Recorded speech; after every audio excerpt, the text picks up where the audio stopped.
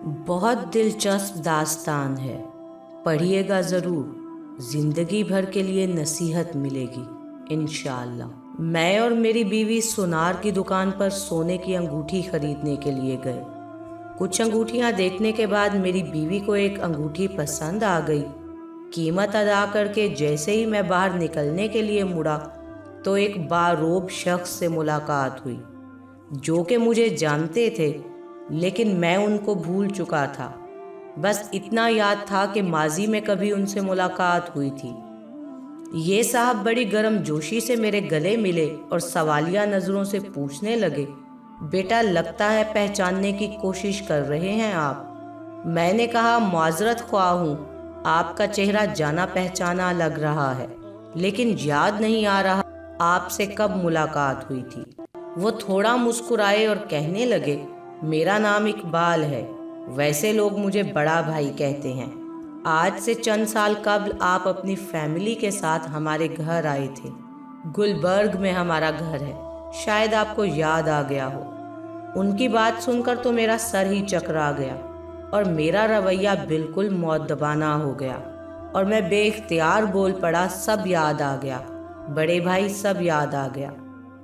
मैंने पूछा, क्या आप अकेले ही हैं या आंटी भी आई हैं? बड़े भाई ने जवाब दिया, जी वो भी आई हैं, वो दूसरे भाई भी आए हैं, वो तशरीफ़ फरमा है, आप उनसे मिल सकते हैं। एक साइड पर देखा तो आंटी बुर्का पहने बैठी थीं और साथ ही दूसरे भाई भी खड़े चेहरे पर मुस्कुराहट सजाए मेरी तरफ देख रहे थे। मैंने अपनी बेगम से कहा कि आंटी को सलाम करें और बाद में उनका तारुफ करवाता हूँ। मेरी बेगम गई, आंटी को सलाम किया। आंटी ने बहुत अच्छे तरीके से मेरी बेगम के सर पर हाथ फेरा और फिर प्यार भरे अंदाज में मेरी बीवी को बहुत सी दुआएं दी। मैंने आंटी को बताया कि ये मेरी बीवी है और ये मेरा 3 साल का बेटा है। आंटी बहुत खुश हुई और अपने बेटे की तरफ आंखों ही आंखों में इशारा किया, जिसने मेरे बेटे की जेब में 1000 रुपये का नोट डाल दिया। मैंने बहुत इसरार किया कि ये गलत है, लेकिन आंटी ना मानी। कुछ इधर उधर की बातों के बाद मैंने आंटी से बाजार आने का मकसद पूछा तो आंटी कहने लगी कि अल्लाह ने मेरी बेटी को बेटे की नेमत से नवाजा है, बेटी के लिए और उनके अहल खाना के लिए कुछ तहाइफ खरीदने आए हैं। मैंने आंटी से पूछा, कौन सी बेटी? आपकी तो तमाम बेटियां शादीशुदा थीं, सिर्फ एक ही कवारी थी जिसके रिश्ते के लिए हम लोग आए थे, और आप लोगों ने कहा था कि अभी 5-10 साल तक आपका कोई शादी का प्रोग्राम नहीं है। हालांकि मुझे हैरत भी हुई थी कि घर पर रिश्ते के लिए बुलवा कर फिर ये कह देना कि 5-10 साल तक शादी का कोई प्रोग्राम नहीं, कितनी गलत बात है। आंटी को तो जैसे झटका सा लगा, लेकिन वो एक समझदार खातून थी, फौरन ही समझ गई कि बात कुछ और है। पूछने लगी कि ये बात आपको किसने कही थी?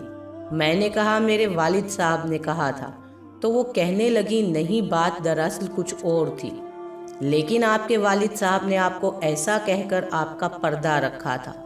मेरे अंदर एक तजस्सुस पैदा हुआ कि मेरे वालिद साहब हमसे कैसे गलत बयानी कर सकते हैं, और मेरे वालिद साहब ने कभी भी झूठ नहीं बोला था।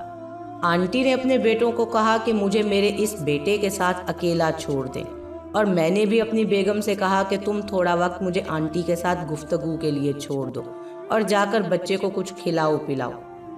आंटी कहने लगी, बेटा जिस दिन तुम और तुम्हारे अहले खाना हमारे घर बेटी का रिश्ता लेने आए थे, मैंने उसी दिन तुम्हारे रिश्ते से इनकार कर दिया था, जो कि शायद तुम्हारे वालिदैन ने तुम्हें बतलाया नहीं।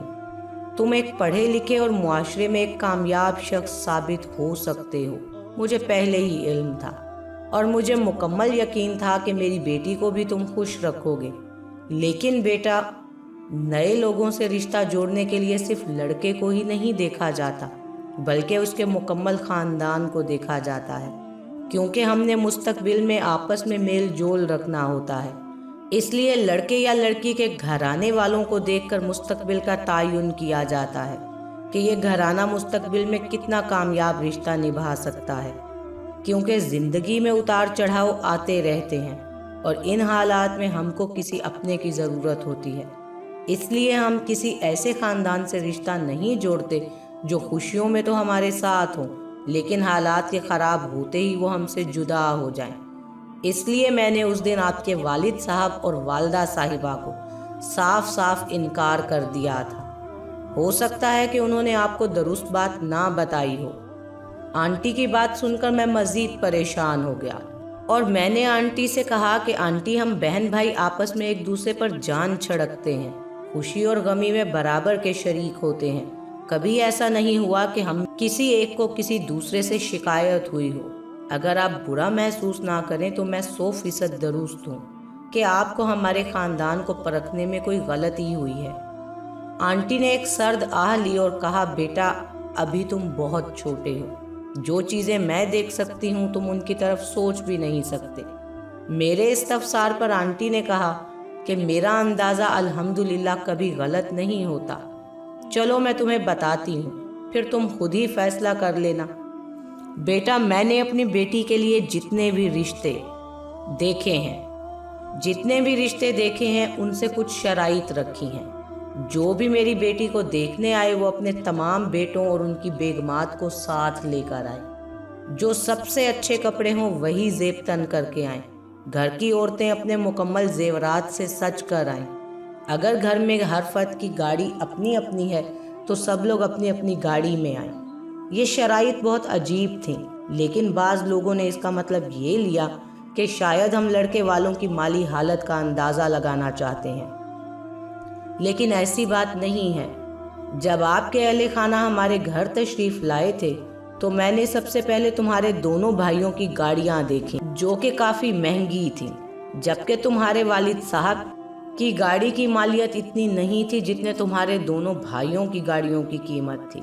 اسی طرح پھر میں نے تمہارے والد صاحب کے کپڑوں کا جائزہ لیا تو مجھے محسوس ہوا کہ تمہارے بھائیوں کے جسموں پر سجے ہوئے کپڑے زیادہ مہنگے ہیں، اور یہی حال تمہارے والد صاحب کے جوتوں کا بھی تھا۔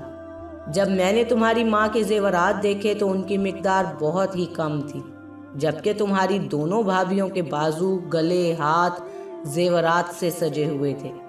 پھر میں نے جب تمہاری بھابھیوں سے پوچھا کہ گھر کا کھانا کون پکاتا ہے تو تمہاری بھابھیوں نے کہا کہ ہم سب الگ الگ پکاتے ہیں، اور تمہارے والدین کا کھانا تمہاری چھوٹی بہن پکاتی ہے۔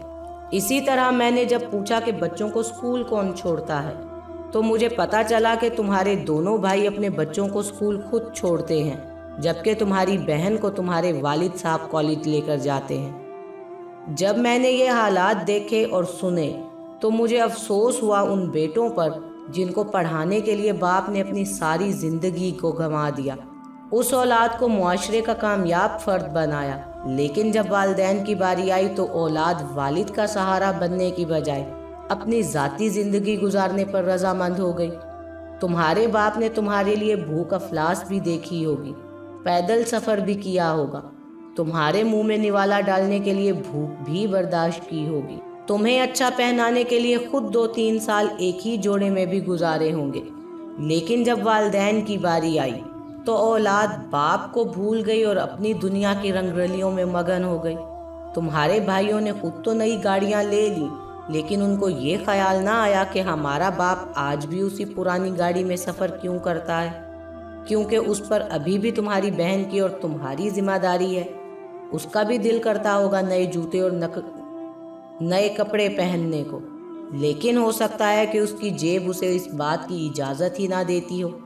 لیکن تمہارے بھائیوں کی جیب تو اجازت دیتی تھی کہ اپنے باپ کے لیے اچھا لباس، اچھا جوتا پہلے خریدتے اور بعد میں اپنے لیے، کیونکہ یہ رویہ تمہارے باپ کا تھا۔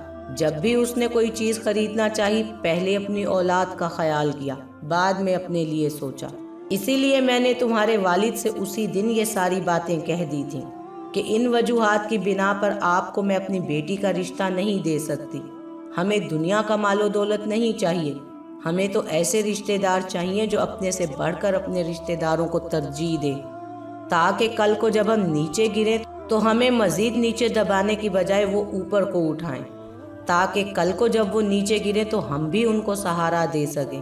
مال و دولت، اعلیٰ عہدہ یا رتبہ اور مرتبہ ہمیشہ تو رہتا نہیں، ہمیشہ جو ساتھ چلتے ہیں وہ سچے رشتے ہیں، اور اگر رشتے بنانے میں ہم سے تھوڑی سی بھی غلطی ہو جائے تو ساری زندگی بھی تباہ ہو سکتی ہے اور نسلیں بھی تباہ ہو جایا کرتی ہیں۔ میں داد دیتی ہوں آپ کے والد کو کہ انہوں نے آپ کو حقیقت سے آگاہ نہیں کیا اور پھر بھی آپ لوگوں کی غلطیوں پر پردہ ڈالتے رہے۔ لیکن دیکھنا یہ ہے کہ اولاد اپنے والدین کا کتنا خیال رکھتی ہے۔ والدین تو ہمیشہ سے ہی اولاد کے لیے قربانیاں دیتے آئے ہیں، اب اولاد کی باری ہے والدین کی خدمت کرنے کی، اور مجھے فخر ہے اپنی اولاد پر کہ آج کچھ بھی ہو جائے ہماری اولاد ہمیشہ ہمیں ترجیح دیتی ہے، ہمارے لیے پہلے خریدتی ہے، بعد میں اپنے بیوی بچوں کے لیے کچھ خریدا جاتا ہے۔ اور مجھے فخر ہے اپنی اولاد کی اولاد پر کہ وہ بھی اپنے والدین کو اپنی زندگیوں سے زیادہ ترجیح دیتی ہے، اور ہمارا پورا خاندان ایک جان کی مانند ہے۔ اگر کسی کو بھی کسی چیز کی ضرورت پڑ جائے تو پیٹھ دکھا کر نہیں بھاگتے، بلکہ ضرورت سے زیادہ لے کر آتے ہیں۔ اس لیے میرے بیٹے، رشتہ بنانا بہت آسان ہے، لیکن کامیاب رشتے چننا اور ان کو نبھانا بہت مشکل ہے۔ کہیں ایک نااہل رشتہ آپ کو اتنا بڑا نقصان دے سکتا ہے کہ ہماری ساری عمر کی خوشیاں غموں میں تبدیل ہو سکتی ہیں، اور کامیاب رشتہ آپ کو ایسا سہارا دے سکتا ہے کہ تمام زندگی کے غم خوشیوں میں تبدیل ہو سکتے ہیں۔ اتنی بات کرنے کے بعد آنٹی اٹھ کر چلی گئی اور میری آنکھوں کے سامنے میرے والدین کا چہرہ گھومنے لگا۔ میری گاڑی میرے والد کی گاڑی سے بہت بہتر تھی، میرا لباس میرے والد کے لباس سے بہتر تھا، میرے گھر کی زیب و زینت کا سامان میرے والد کے گھر سے بہت بہتر تھا، میری بیوی کے ہاتھوں میں سونے کی چوڑیاں اور کنگن تھے جو میں نے اسے خرید کر دیے تھے، لیکن میری ماں کا سارا زیور بک چکا تھا۔ میں آج بھی گھر سے دفتر اور دفتر سے صرف اپنے گھر تک، لیکن میرا باپ آج بھی اولاد کی ذمہ داریاں نبھا رہا تھا۔ میں نے آج بھی اپنی بیوی کے لیے سونے کی انگوٹھی خریدی، لیکن میرے ذہن میں میری ماں کا خیال کیوں نہ آیا جس نے میری شادی کے لیے اپنا زیور بیچ دیا۔ مجھے افسوس ہوا اپنے آپ پر کہ میں نے اپنے والدین سے زیادہ اپنی ذات کو ترجیح دی ہے۔ میرے والدین جنہوں نے مجھے سب کچھ دیا اور میں نے ان سے سب کچھ لے کر ان کو خالی کر دیا، لیکن کبھی انہوں نے مجھ سے کوئی گلہ یا شکوہ نہیں کیا۔ میرے والدین کل بھی عظیم تھے اور آج بھی عظیم ہیں، اور میرے پاس دنیاوی طور پر سب کچھ ہونے کے باوجود میں کل بھی ناکام تھا اور آج بھی ناکام ہوں۔ جن کے والدین وفات پا چکے ہیں ان کے پاس تو پچھتاوے کے سوا کچھ نہیں ہے، مگر جن کے والدین زندہ ہیں وہ اپنی غلطیوں کو سدھار کر ان کی خدمت کر کے ان پچھتاووں سے بچ سکتے ہیں۔ اللہ تعالیٰ سے دعا ہے کہ جن کے والدین اس دنیا سے رخصت ہو گئے ہیں، اللہ تعالیٰ ان کو جنت الفردوس میں اعلیٰ مقام عطا فرمائے اور کروٹ کروٹ راحت نصیب فرمائے۔ جن کے والدین حیات ہیں، اللہ تعالیٰ انہیں صحت اور تندرستی عطا فرمائے اور اولاد کو ان کی خدمت کرنے کی ہمت و توفیق عطا فرمائے۔